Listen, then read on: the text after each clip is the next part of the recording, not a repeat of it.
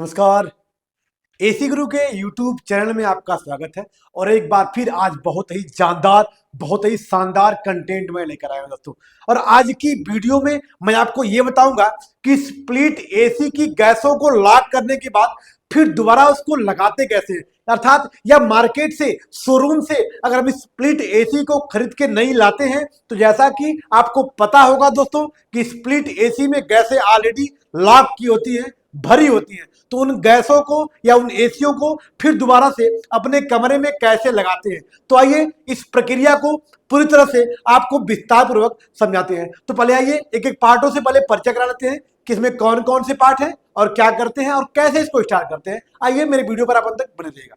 तो जैसा कि आपके सामने मेरा दोनों पार्ट अर्थात इंडोर और आउटडोर आपके सामने बन चुका है।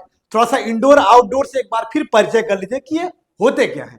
दोस्तों, स्प्लिट एसी का जो भाग कमरे के अंदर होता है उसे इंडोर कहते हैं, और स्प्लिट एसी का जो भाग कमरे से बाहर होता है उसे आउटडोर कहते हैं। और जैसा कि आपको पता है कि आपकी सारी गैसें कहाँ स्टोर हैं, कहाँ लॉक है, आउटडोर में लॉक है। अब हमने मार्केट से आउटडोर को लाया है और इंडोर को लाया है। अब इसको पूरी लगाने की प्रक्रिया को जानते हैं।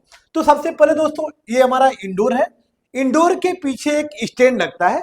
उस स्टैंड को पहले दीवार पे हम रख लेंगे। दीवार पर रखकर स्टैंड के अंदर होल बने होते हैं, उन होलों का निशान लगा लेंगे। लेकिन होलों का निशान लगाते समय एक बात का ध्यान रखिएगा कि स्प्लिट एसी का ढाल पानी के निकास के अनुसार, जिधर हमारी इंडोर की पाइप, वाटर आउटलेट पाइप निकली होगी, वो वाला हिस्सा हल्का सा झुका लिया जाता है। और संभवतः आप देखेंगे तो वह हिस्सा कहां होता है, दाहिने साइड होता है। मतलब पानी का जो निकास होता है स्प्लिट एसी का, उसका हमेशा दाहिने तरफ होता है। तो स्प्लिट एसी के इंडोर को हल्का सा दाहिने तरफ झुका लीजिएगा ताकि इसके इवापोरेटर का टपका हुआ पानी झुकाए हुए निकास के माध्यम से आसानी से नीचे गिर जाता है। तो मेरे कहने का साफ साफ मतलब है कि इंडोर के स्टैंड को जब दीवार पे रख के लगाइएगा तो स्टैंड को हल्का सा झुका लीजिएगा ताकि हमारा एवापोरेटर का टपका हुआ पानी आसानी से नीचे गिर जाता है। अब स्टैंड को रख के दीवार पे उसके होलों का निशान लगा लीजिएगा।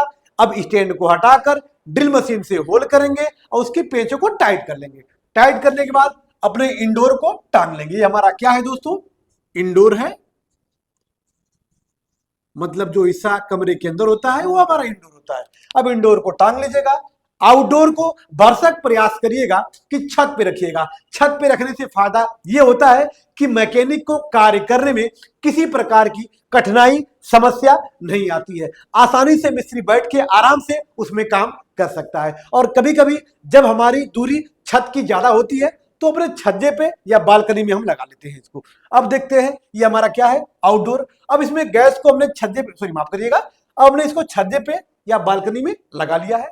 अब इसको हमको जोड़ना है, एक दूसरे से जोड़ना है।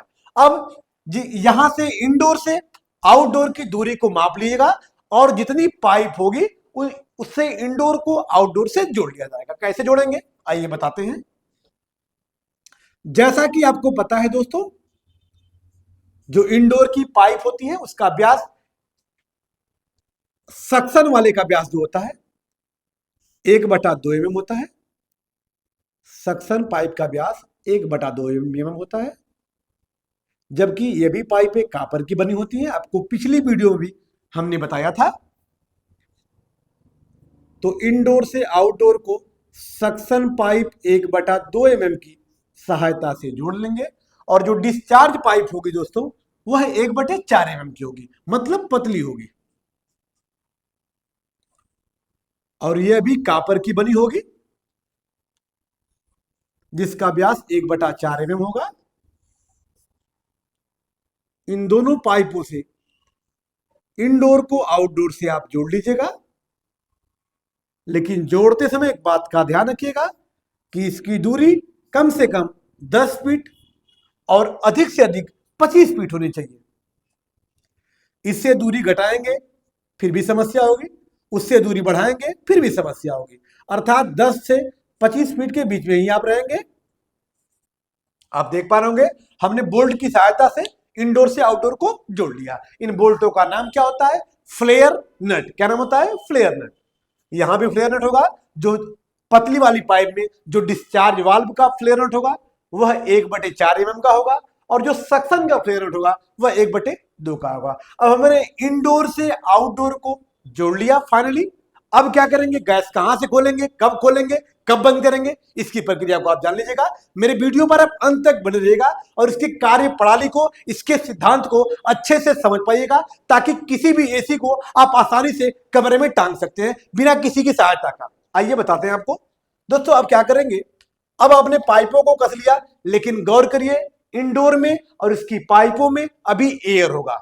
अभी गैस खोल लेंगे तो हमारा एयर और गैस आपस में मिल जाएगी, जिससे हमारा सिस्टम चोक हो जाएगा। अब इस एयर को कैसे निकालेंगे, अब सबसे पहले डिस्चार्ज वाल्व पर लगे डेड नट को खोल लीजिएगा। दोस्तों डेड नट के कैप को खोल लीजिएगा। इसमें एक चाबी आती है, उस चाबी का नाम क्या होता है, एलन की। इस एलन की सहायता से स्प्लिट एसी के डिस्चार्ज वाल्व को, यह कौन सा वाल्व है, डिस्चार्ज वाल्व है दोस्तों, ये डिस्चार्ज वाल्व है। और ये कौन सा वाल्व है, ये सक्शन वाल्व है।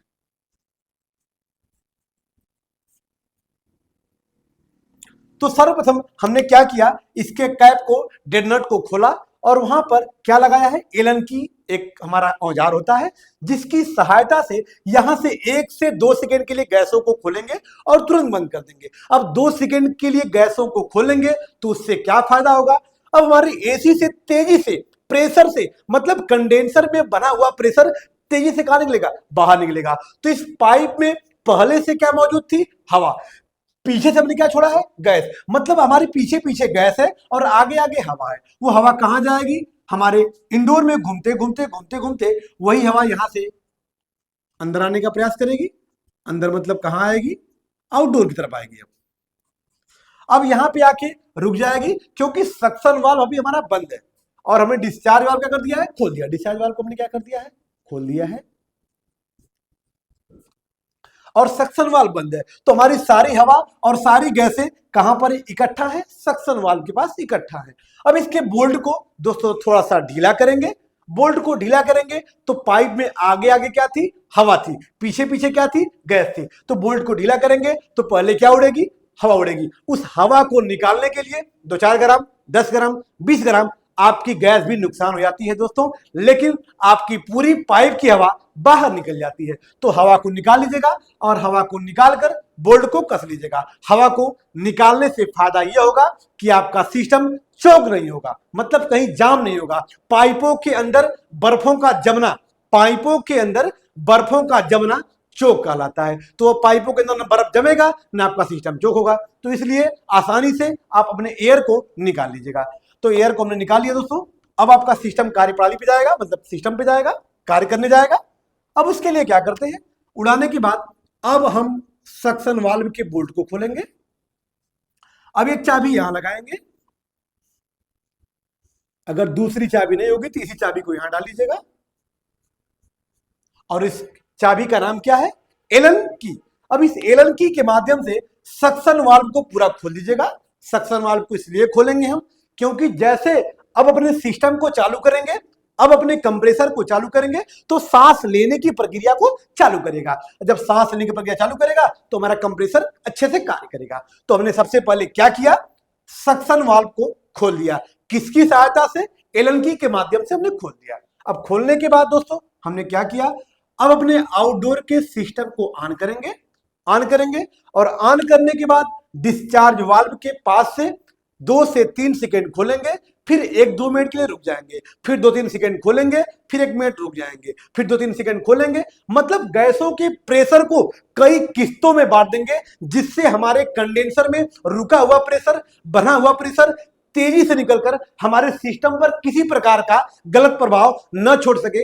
इसलिए डिस्चार्ज वाल्व से कई किस्तों में गैसों को बांट देते हैं, ताकि हमारी गैसें प्रेशर से जाके हमारे सिस्टम पे गलत प्रभाव न डाल सके। तो इस प्रकार से 3-4 बार रोकेंगे छोड़ेंगे, रोकेंगे छोड़ेंगे। जब हमारी गैसें थोड़ी थोड़ी बढ़ जाएंगी तो पूरा डिस्चार्ज वाल्व को खोल देंगे और हमारा सिस्टम पूरा सिस्टम अनुसार, अपने समय अनुसार विस्तार पूर्वक काम करना शुरू कर देगा। तो ये रहा हमारा स्टॉल गैसों को लॉक करने के बाद फिर से कैसे एसी को लगाते हैं, ये रही इसकी पूरी प्रक्रिया। तो यदि मेरे चैनल पे आप नए हैं तो चैनल को लाइक, सब्सक्राइब और बेल आइकन दबाना न भूलिएगा, ताकि ऐसी ऐसी ब्लॉकबस्टर वीडियो अपलोड हो तो सबसे पहले आप तक पहुंच सके। फिर मिलते हैं नेक्स्ट वीडियो के साथ, तब तक के लिए धन्यवाद दोस्तों।